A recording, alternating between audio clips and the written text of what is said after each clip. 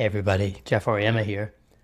I've been thinking about A2A, the agent-to-agent protocol, and I've been trying to come up with an example that explains why it should exist when we already have MCP. The bit I want you to remember is that the use case for A2A can be framed as adversary-to-adversary. More on that in a moment. The question is timely because the Agentic AI Foundation, or AAIF, announced this week that A2A is joining AAIF as a hosted project.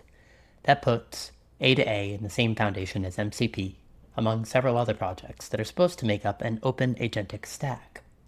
If these protocols belong next to each other, presumably they are doing different jobs, and I wanted a better explanation of that difference than MCP connects agents to tools and A2A connects agents to agents. When does some remote piece of software deserve to be treated as another agent? Why couldn't I expose its capabilities as MCP tools? The first example I tried was a technical design workflow. You could give a design to a neutral agent, have it send the design to a supportive good cop agent and a critical bad cop agent, and then keep revising until the feedback converges. It's a fun idea, and I may still want to build it, but it doesn't establish much of a need for A2A. If the neutral agent owns the workflow, and each reviewer performs one narrow job, they look a lot like a Steelman design tool and an adversarial review tool. Modern MCP can support long-running work, additional input, cancellation, and deferred results. The fact that reviewers might take a while or ask questions doesn't create a clean boundary between the protocols. But the example that finally made A2A click for me was one where the other agent doesn't work for you. Imagine a manufacturer that needs to purchase 10,000 components by November. The manufacturer has a procurement agent with access to its technical requirements, inventory forecasts, budget, suppliers, etc. A supplier has its own sales agent with access to production capacity, pricing rules, inventory, so on and so forth.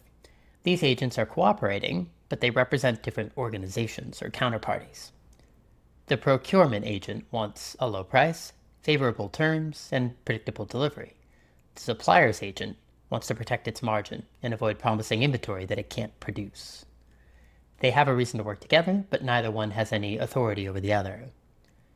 The procurement agent might request 10,000 units of a particular component by a certain date.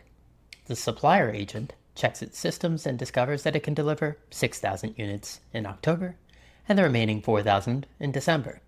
It could deliver the full order in November using an alternative component, but that component costs more and has slightly different characteristics. Now, the procurement agent needs to evaluate a proposal rather than consume a result.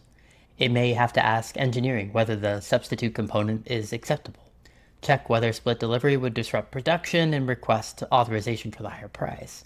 The supplier might reconsider its production schedule or offer a discount in exchange for a longer commitment. You could imagine that conversation could continue through several proposals before the agents reach an agreement. Now you could represent this with a protocol like MCP.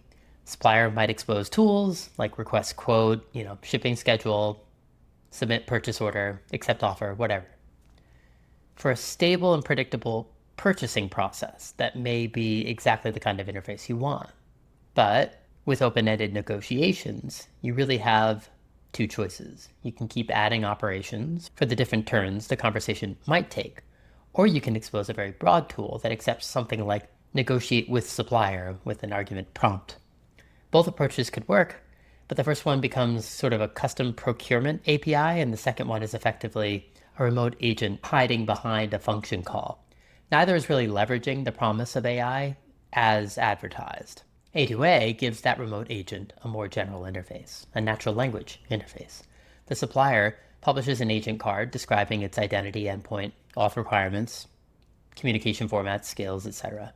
Those skills are descriptions of the things the agent is likely to be good at, along with example prompts and supported input and output formats. They aren't functions that the procurement agent invokes directly. The procurement agent can send the supplier a message containing its goal along with structured requirements or specification documents. The supplier can respond with another message or create an A2A task representing the ongoing negotiation. A task can accumulate messages, right? It can change its status, pause for additional information, off, and eventually produce artifacts like quotes, compliance certificates, shipping schedules, and purchase orders. Just reflecting on that makes me very nervous to put all of those in tools and to trust that I would be able to anticipate all the different ins and outs that conversation could go to. The supplier remains in control of how it evaluates the request. The manufacturer doesn't gain access to the supplier's pricing tools or production systems, and that's a really important point, right? The agent's ownership boundaries create a natural way to obscure all the details so you're not giving full access. Supplier doesn't gain that access to manufacturer's budget, approval workflow. They share the information only required for the transaction while keeping internal execution private. And this is also where MCP fits really naturally into the same architecture. The procurement agent might use MCP to query the manufacturer's ERP, and they might inspect inventory forecasts, right? Initiate an approval. The supplier agent might use MCP in their systems to check production capacity, check all the pricing and everything like that.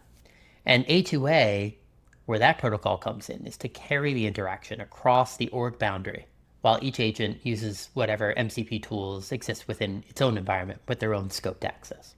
So that diagram does way more for me than a feature-by-feature comparison between MCP and A2A. So the important boundary is administrative. One protocol is connecting an agent to capabilities available within an environment it operates in, and the other is allowing independently operated agents to communicate without pretending that one of them belongs to the other. Big point I want to get in, though, is that A2A doesn't mean trust. Agents interacting via A2A still need scoped credentials and auth policies, audit trails, and human approval for consequential actions. So with that framing in mind, I'll return to the AAIF announcement. A2A had already been a Linux Foundation project since 2025, so joining AAIF in 2026 is primarily a consolidation of the agentic stack. MCP provides a standard interface to tools and data. A2A provides a standard interface for communicating with an independently operated agent. Putting both under the same foundation recognizes that a useful agent may need both relationships. So yeah, that ownership distinction is what finally made A2A understandable for me.